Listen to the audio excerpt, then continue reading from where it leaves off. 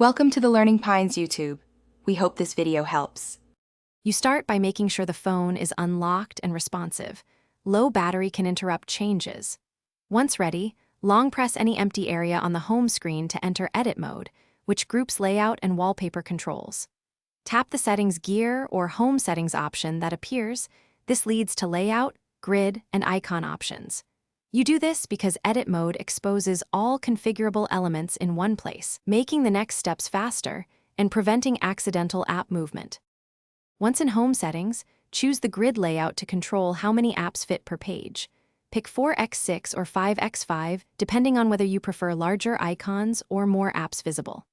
Make sure to set icon size and toggle labels so the screen looks balanced and readable. This affects tap accuracy and aesthetics.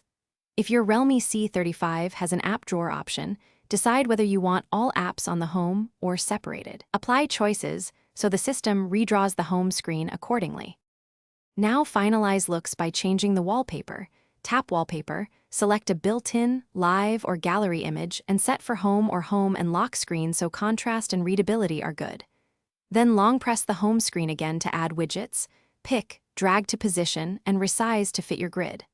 Once done, exit edit mode and confirm the layout.